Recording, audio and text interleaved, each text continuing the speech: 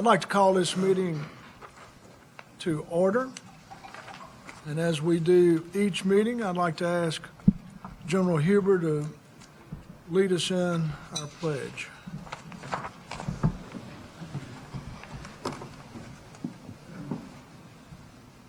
I pledge allegiance to the flag of the United States of America and to the republic for which it stands, one nation, under God, indivisible, with liberty and justice for all.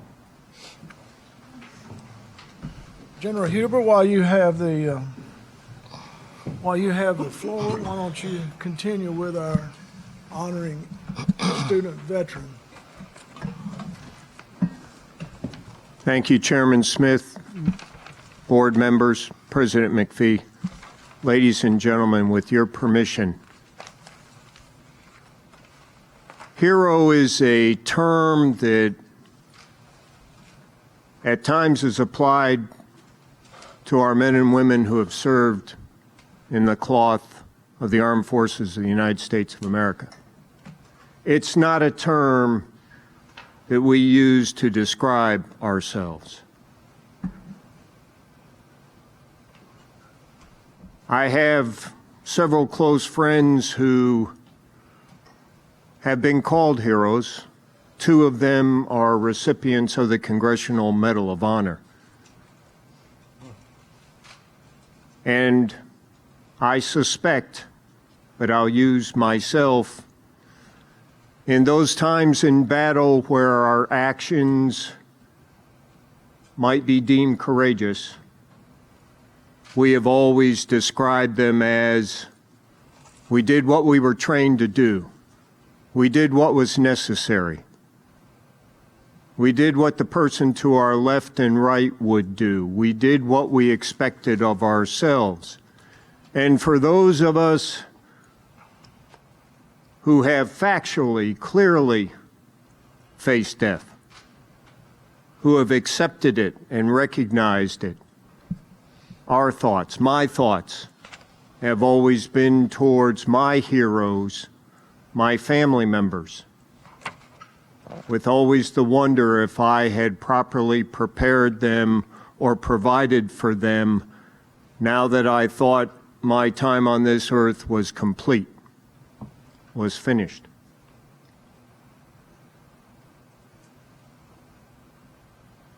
I believe life is 10% what happens to you and 90% of what you do about it. So I want to describe a student veteran, born in '84, enlisted in the United States Army in 2002, September, a year after the attack of 9/11, went into the infantry, was on his second tour in Iraq with the 101st, and on the 1st of February 2006, as a sergeant, as a responsible combat leader, as a team leader in Iraq, was engaged by the enemy. And a result of that action was shot 13 times.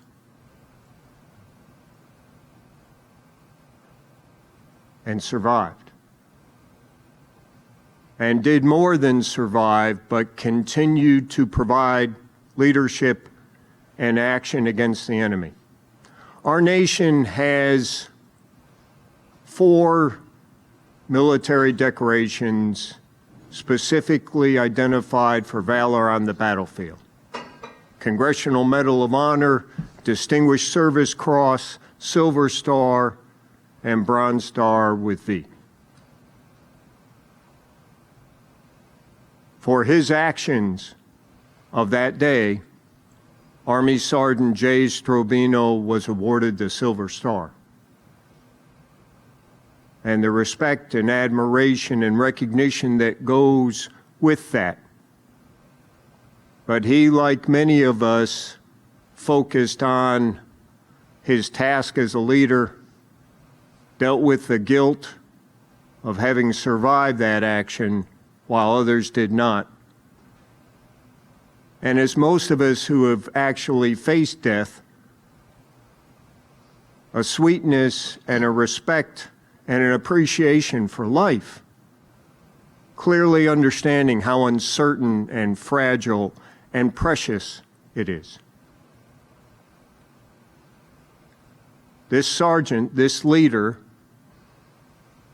will join our family of alumni of this incredible university on Saturday, walk across the stage, receive his Bachelor's of Science degree with a minor in biology.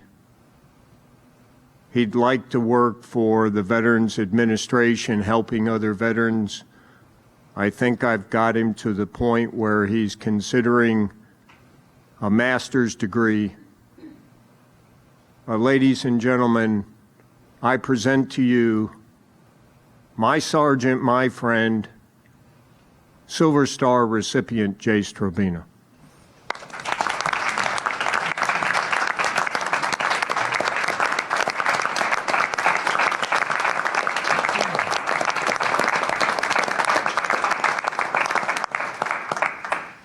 Thank you, General Huber. Thank you, everyone, for having me here. I am more than honored. I'm blessed. Like General Huber said, no, I have not met anyone that would label themselves a hero. Yet, I have met many men and women that I would call a hero. I look back on the day that I received my award many days, most days of the week, and I play it back and I think, could I have changed anything? And the answer is always no. The answer was, I did exactly what had to be done. And in my mind, I did what any other of my brothers would have done being in my boots in the same exact situation. A veteran is a unique breed. They can feel entirely alone in a sea of thousands of people, thousands of students.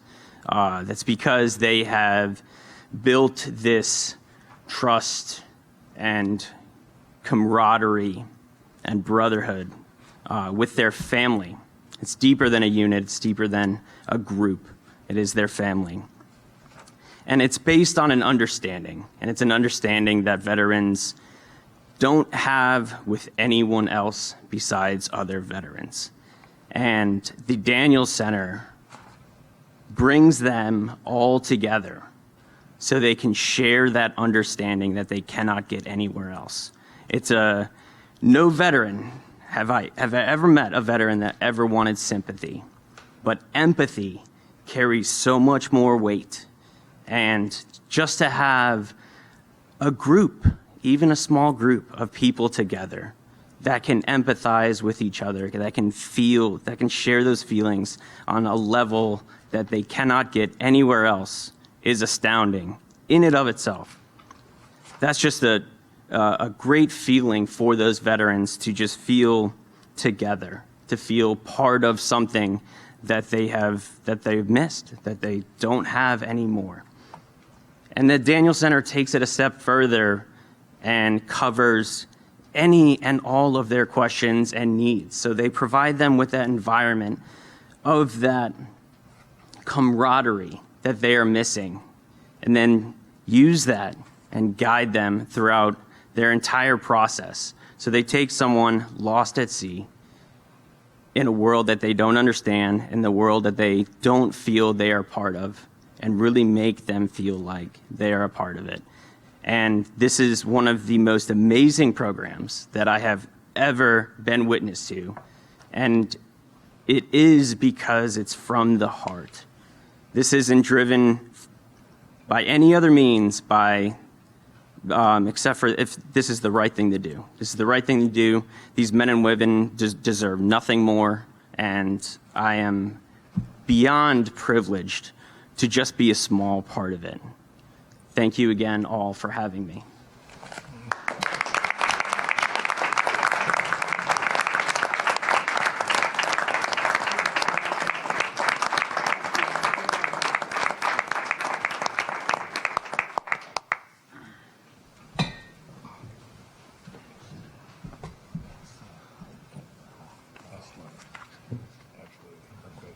feel like we probably ought to take a break after that. Madam Secretary, would you call the roll, please? Trustee Adams. Here. Trustee Baker. Present. Trustee DeLay. Here. Trustee Freeman. Here. Trustee Jacobs. Here. Trustee Johnston. Here. Trustee Karbawiak. Trustee Smith. Here? Trustee Wright. Trustee Tracy. Here. We have a quorum. Thank you. Good afternoon. I'm Steve Smith, and I'm your chairman, and appreciate this honor and responsibility. Governor Haslam called yesterday, and because we changed our time, wasn't able to make it today.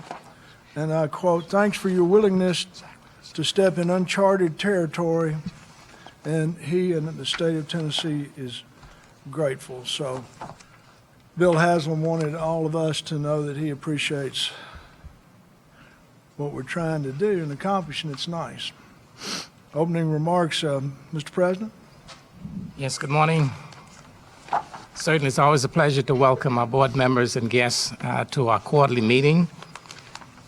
We have a special guest from our city council, a city council that is very supportive of our university, and I would like to recognize him. Please join me.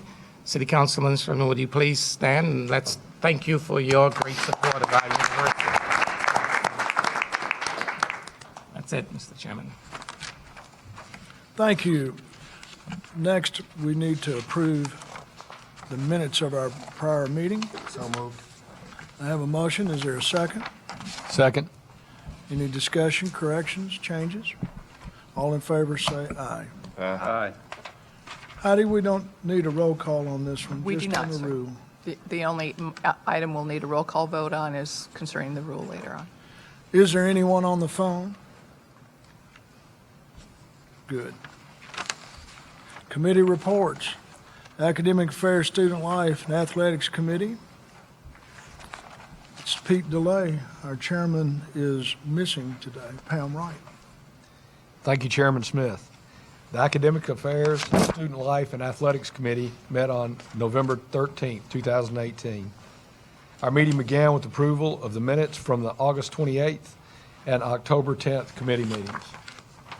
Action items included committee approval of a new academic degree program, BS Tourism and Hospitality Management, an academic degree under consideration, BS Data Science, and approval of the appointment of Deborah A. Lee as chairholder of the National Healthcare Chair of Excellence in Nursing.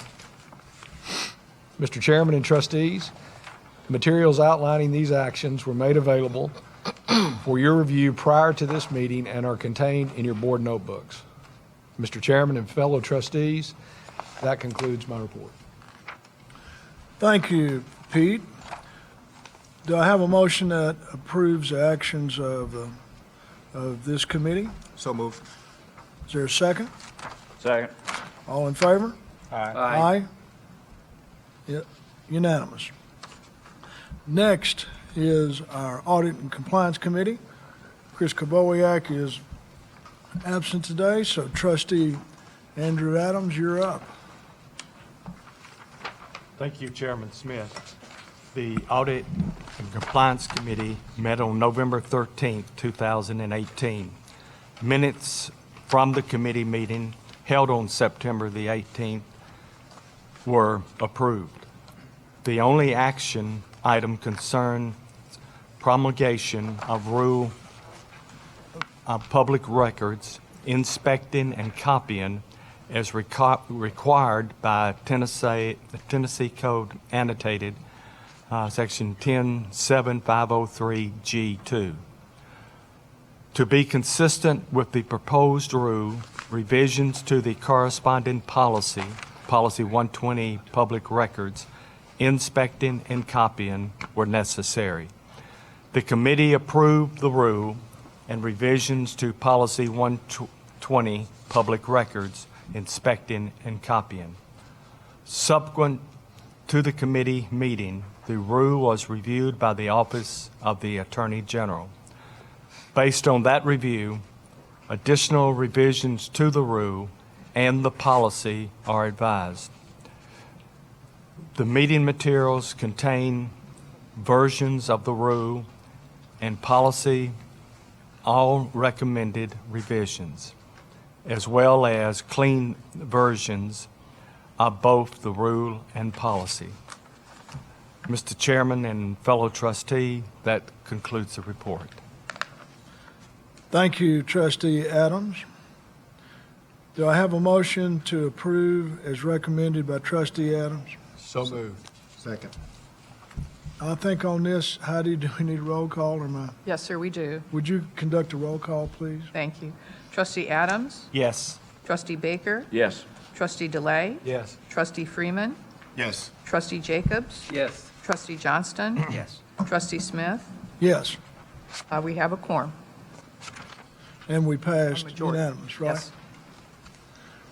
Next is the committee reports on and action items, executive and governance.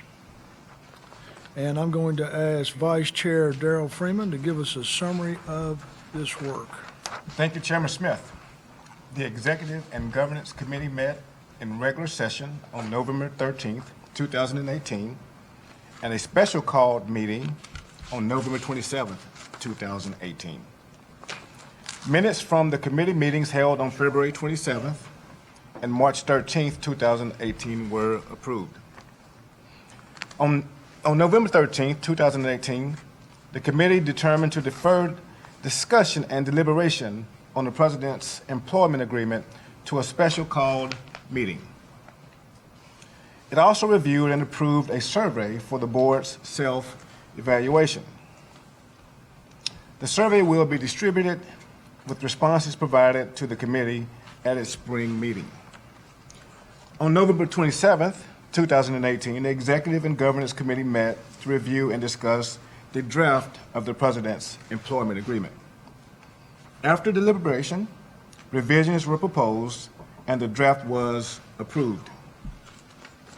The documents contained in the board materials are the red line and clean versions of the employment agreement as voted on by the Executive and Governance Committee. In addition to those revisions, I would like to recommend two housekeeping changes, Mr. Chairman, to the contract included in our materials. First, page 2, section C, change, Dr. McPhee agrees to live in the President's residence on campus, to Dr. McPhee is required to live in the President's residence on campus. This change allows for clarity with the IRS. Second, page 4, section B, change, exceptions for Dr. McPhee and/or his spouse must be approved by the chair of the Audit and Compliance Committee in writing and in advance of any reimbursement.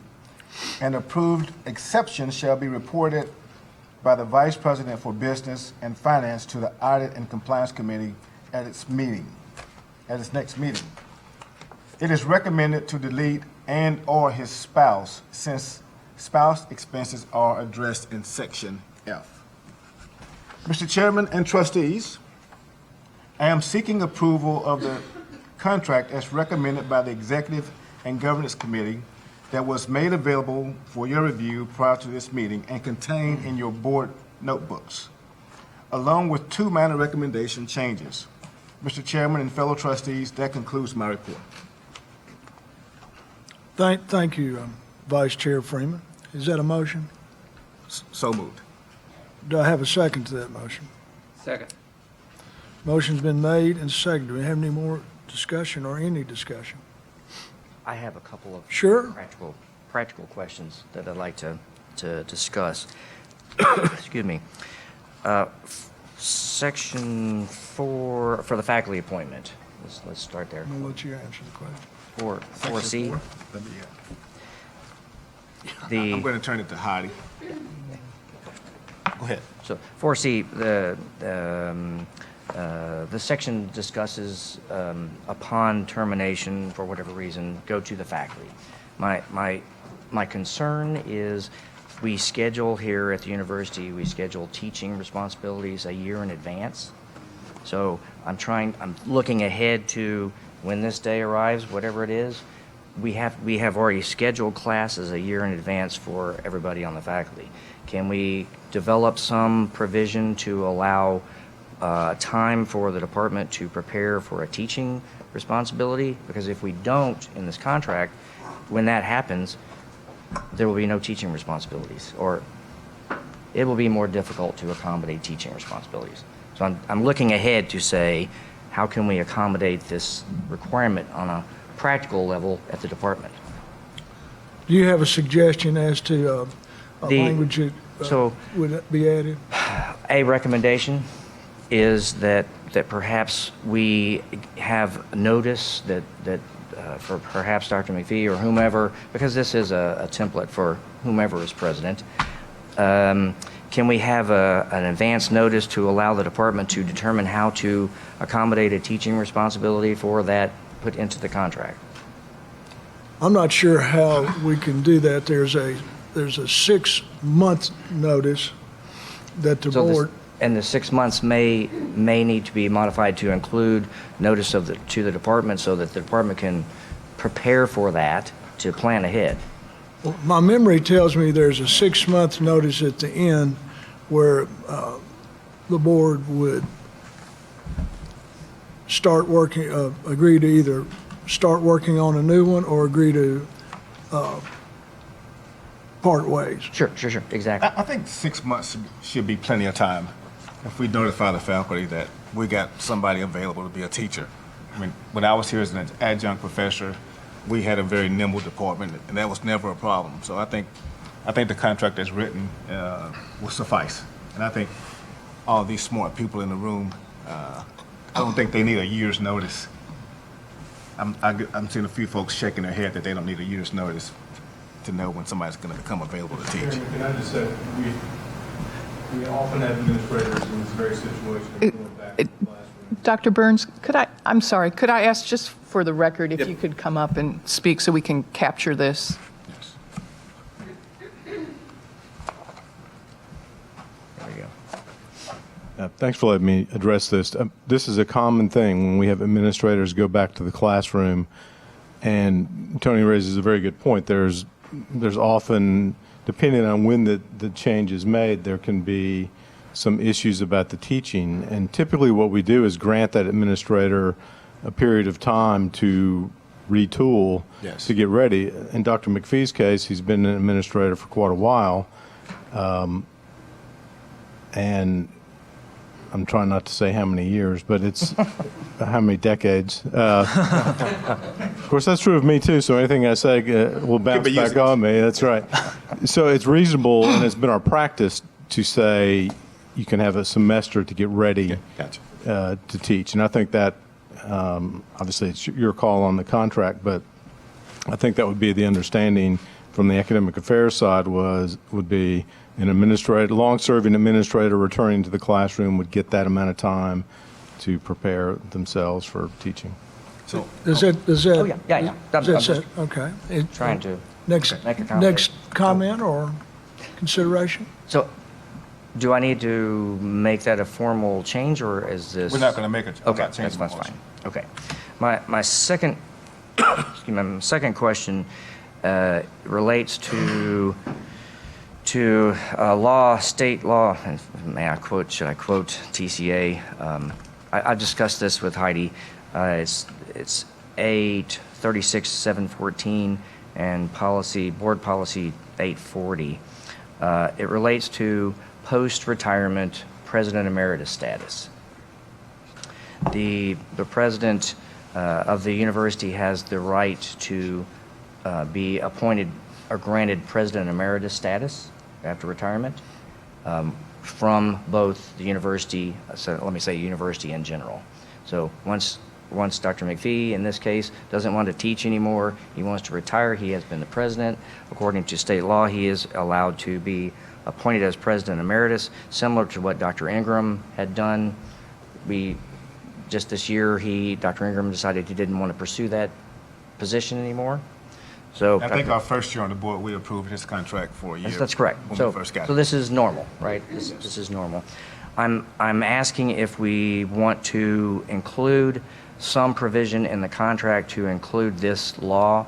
Obviously, it can change between now and then, but I think it might be prudent to include a clause to say that we acknowledge that this exists currently.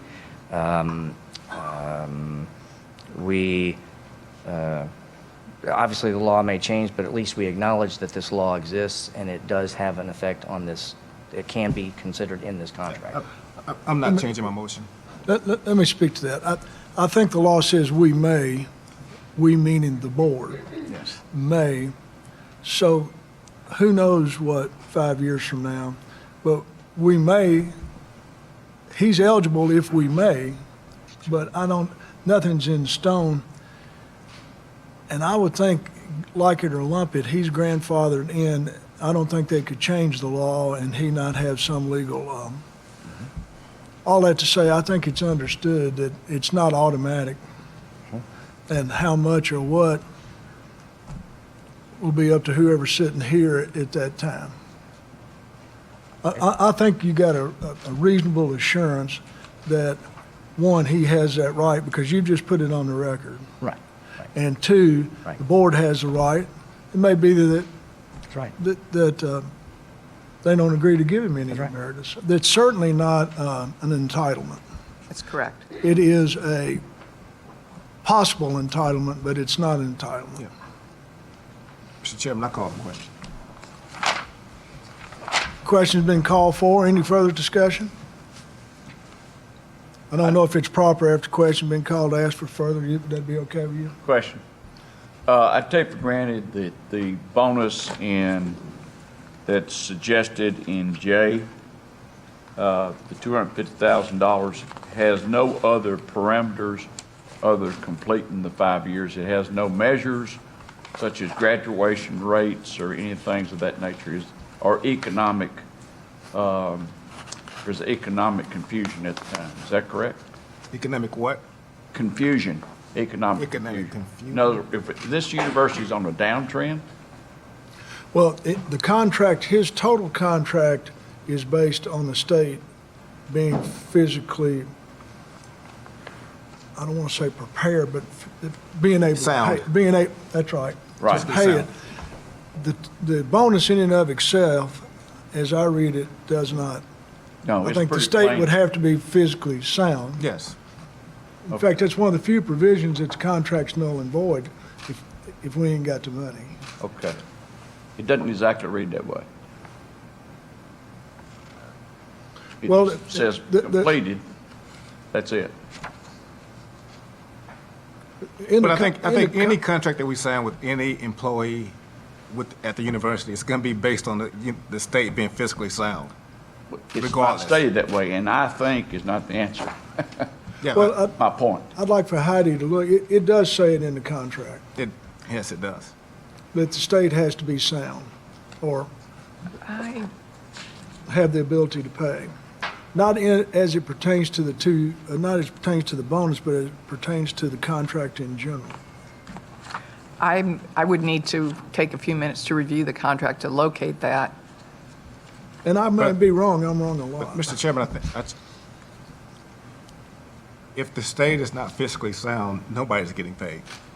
I mean, right? That's And my and understanding. that's got to be, And I read that And I somewhere. don't know that we have to put in everybody's contract, you're going to get paid if the state is fiscally sound. I mean, I don't see a need to do that in every contract that we sign with people that came to work here. I mean, it would be like me recruiting an employee and saying, by the way, I'm going to sign a contract with you, but you won't get paid if my company's not fiscally sound. I'd run everybody off. And so I think that's a known, that if the state is not fiscally sound, there may be a problem you getting paid what the contract says. And I don't think there's any other, in all of our coaching contracts, there's not a provision that says if the state is not fiscally sound, you don't get paid. This is the only circumstance where we're discussing whether or not the state is going to be fiscally sound. Of all the contracts we've signed, across the board, only time this has come up is right here. I don't think I imagined that, but I might have. I'll call I the don't, in a question. very quick skim of the contract, Section 3, don't find that language attached to any of the provisions, nor as a standalone. Okay. Yeah, but I'll call the question, Mr. Chairman. Question's been called for. Why don't we do a roll call vote, Heidi? All right. Trustee Adams?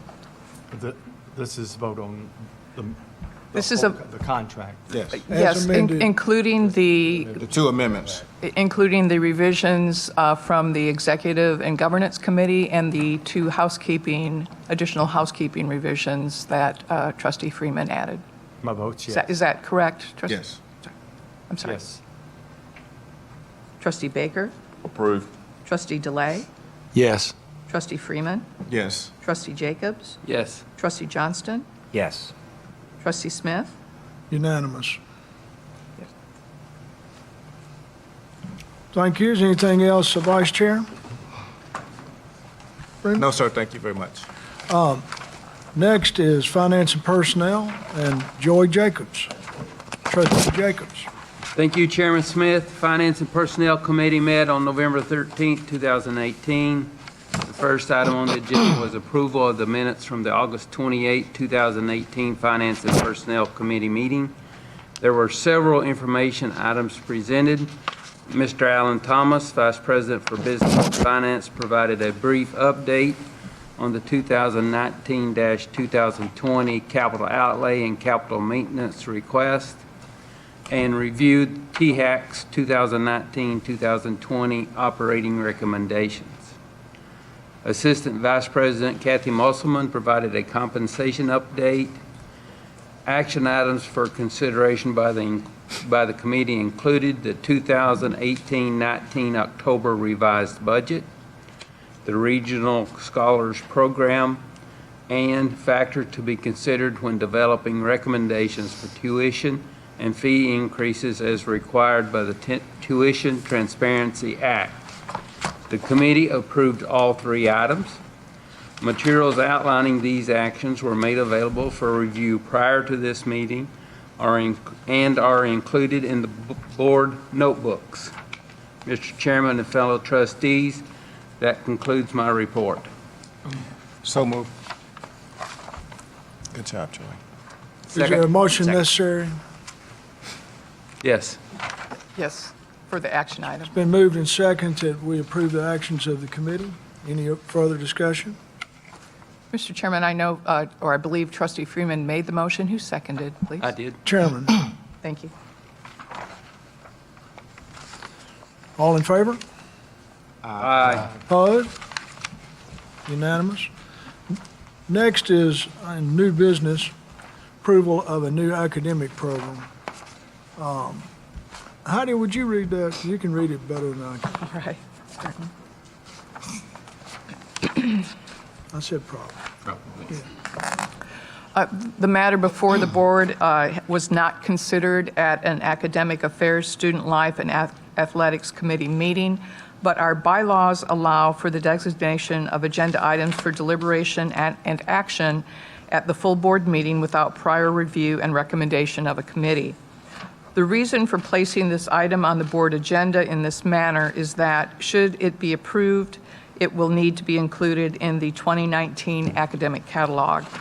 Before that can occur, it will need to go to THAC to be reviewed by THAC staff and receive approval of the THAC director. Consideration of this matter now, rather than waiting until the spring 2019 committee and board meetings, will ensure ample time for THAC review and approval so that it can be added to the 2019 catalog. Okay, I'm going to ask Provost Burns to tell us what we ought to know about this. And a question I have before, why didn't we do this at the committee meeting? Yeah, and we should have done that, so we apologize for that. Really, what happened was, in the midst of all the preparations for the law school proposal, this just fell through the cracks. And so normally this would go through the committee. Well, I hope we don't do this much. We won't. And we're sorry it happened this time, but we didn't want to penalize this program due to all the busyness surrounding the law school proposal. This, in my view, is sort of a no-brainer. What we're asking you to do is to take an existing concentration within our MSPS degree, Master of Science and Professional Sciences degree, and elevate it to a standalone program. You've read, I'm sure, in your packet the 7 or so pages that explain what this program is and the vibrant job market for the graduates. And the Bureau of Labor Statistics has projected a pretty rapid growth in the need for people working in this area. The MSPS right now consists of 6 concentrations, all in various STEM fields, and in a way that degree serves as an incubator, as a chance for us to see what of those concentrations has the market demand to be a standalone degree. And that's really what's happened in this case, is that we've seen the geosciences concentration grow to an extent where we're confident that it'll succeed as a standalone degree. And the reason we're doing this without going through the committee is for the reason that Heidi explained. Basically, THEC has to approve this, and we want to get it in the catalog so that students can take advantage of this starting this fall. I'll be happy to answer any questions. Yes, sir. Provost Burns, just for the record, since we're doing it in a little out of order, can we cover some of the things that we cover when we do it at the committee, like the number of students we expect, the financial implications to the university, and the job market? Right. There are no financial implications because we're teaching these courses already. It's just that the students would be allowed to have an MS in geosciences rather than an MSPS with a concentration, which really, the content of the degree will not be much different, but from the student standpoint, it's a little bit advantageous in the job market to have that designation as a standalone master's in geosciences. The starting salaries and job demand, some of that information is in your booklet. It's a field where more than 90% of the graduates have a job in the field upon graduation, which is a pretty remarkable statistic. They start out in the range of $70,000 to $90,000.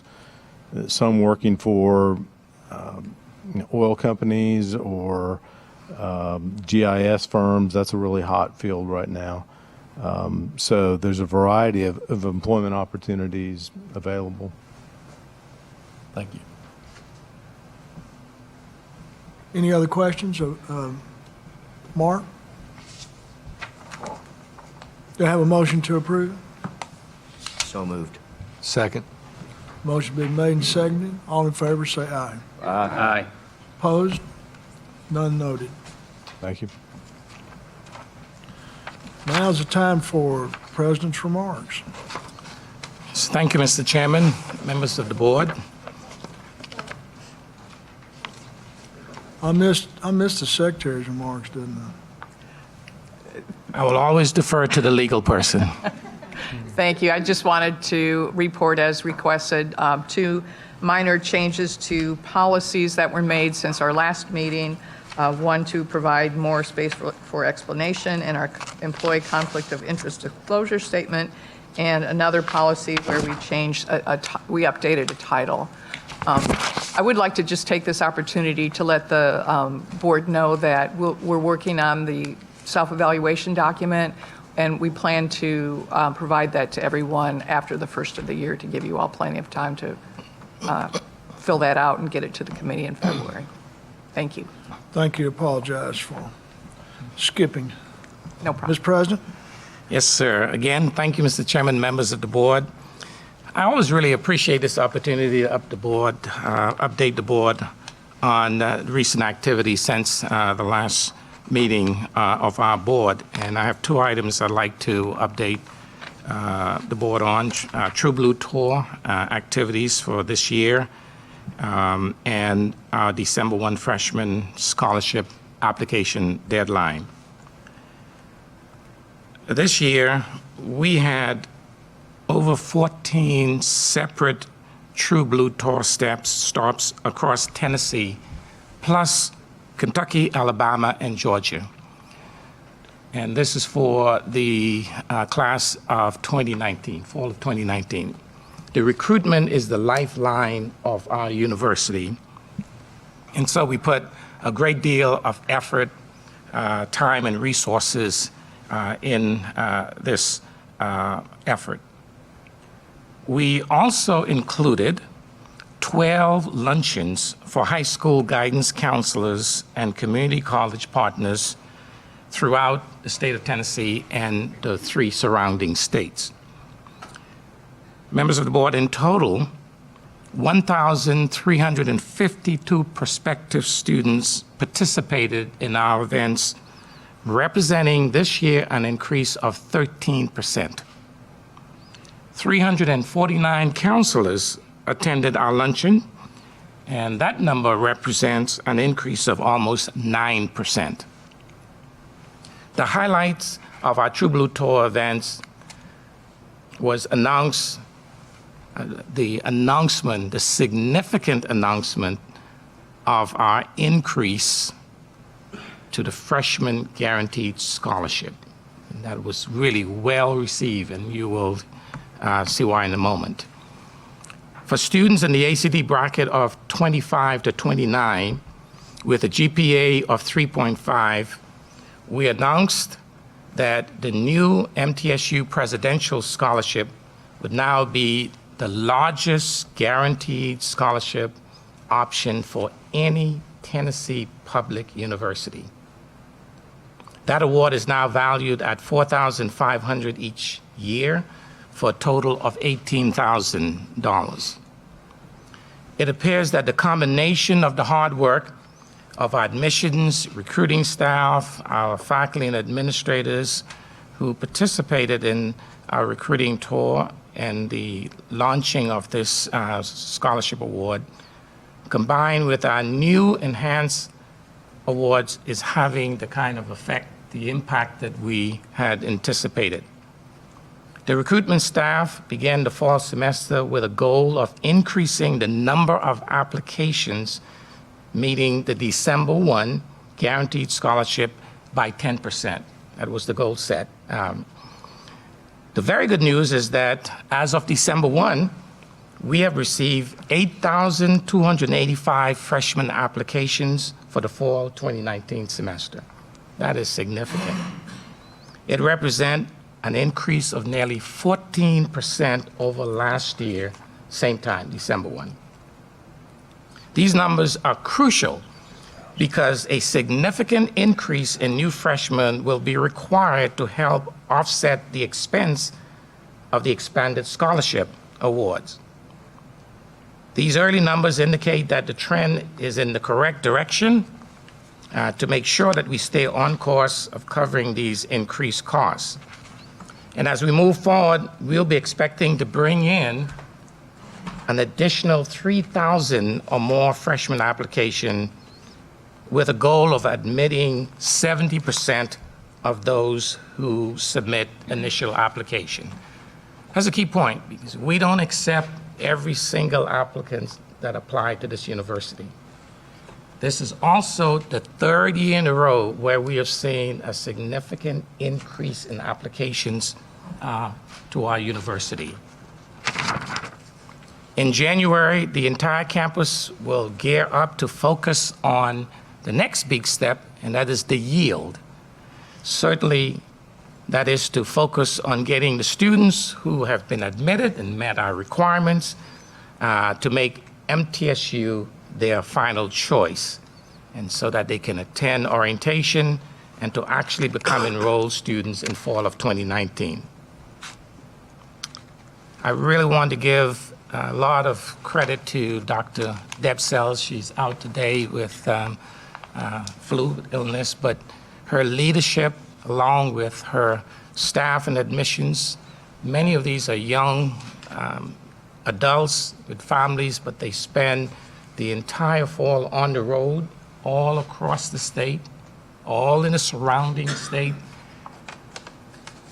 working towards generating this kind of interest in our university. And the first step in any recruitment process is, of course, getting the individual or your applicants, your desired group of students, to apply. then it becomes our responsibility, along with the faculty, the administrators, to help those students make the decision that MTSU is the place and eventually enroll. So the good news is we've actually exceeded our goals that we set for our applications, and clearly the enhanced scholarship, we've gotten a lot of positive response from the enhancement of our scholarship. We actually were like third or fourth in terms of dollar amount. UTC was a significant amount. Now we lead the state in terms of attracting these best and brightest students. Mr. Chairman, members of the board, I'd also like to let you know that on Monday, October the 22nd, I convened a group of administrators, faculty, staff for a day-long retreat.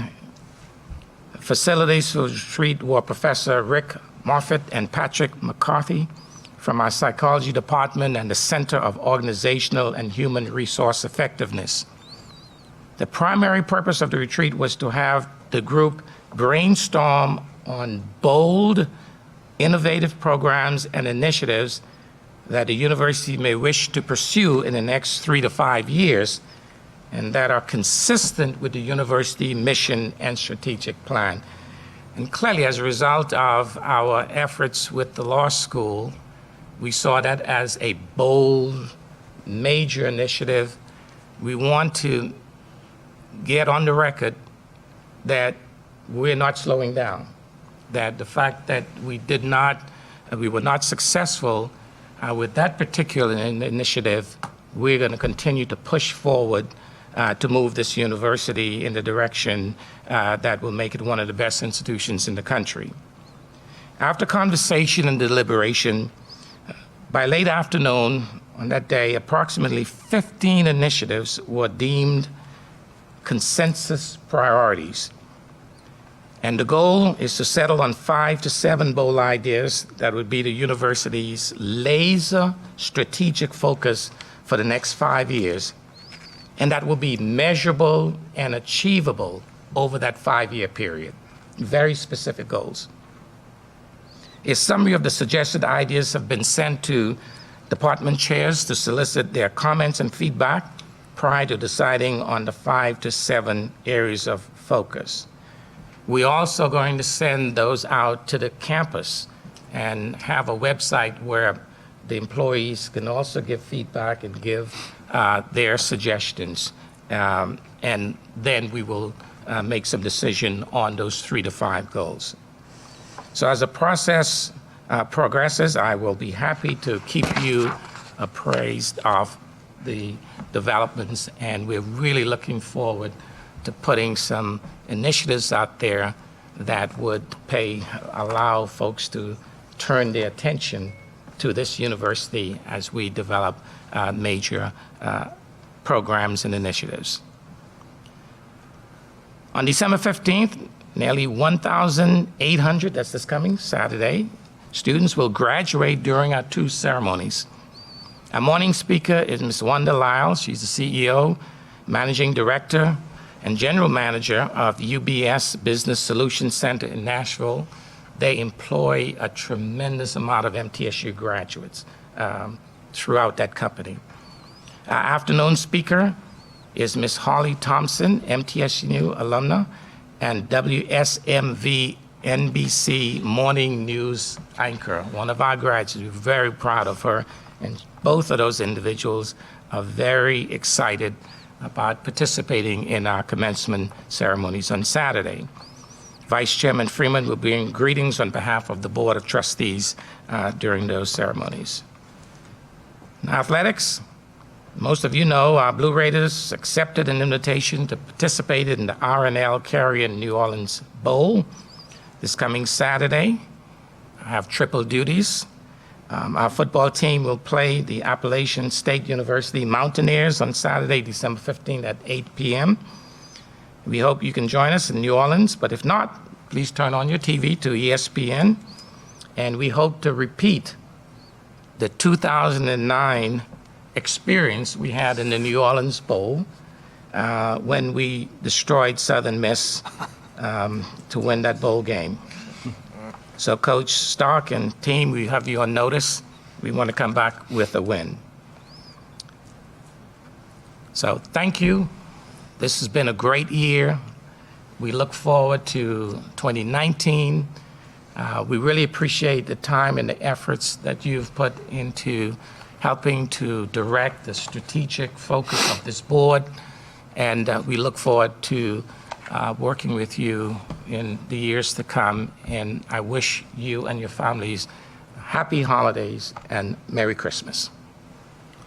Thank you, Mr. President. I also would like to thank all the board members for hard time they put in and look forward to this year having some tough work to do on establishing metrics on how we know if we're doing good or not. We've talked about that, but we're going to have to a measure or metric or something so we know where we are. And Mark's going to get us straightened out on how many tenures we need. So it's a challenging year because we need to make some big differences. We're looking for passive income for our university. So there's lots of good projects we're working on, and I'm appreciative of your support. I guess the 19th, the president asked the board to represent us on Capitol Hill for the Sunshine Law Review, Sunset Law Review. Sunshine Law and Sunset, they both get me in trouble. But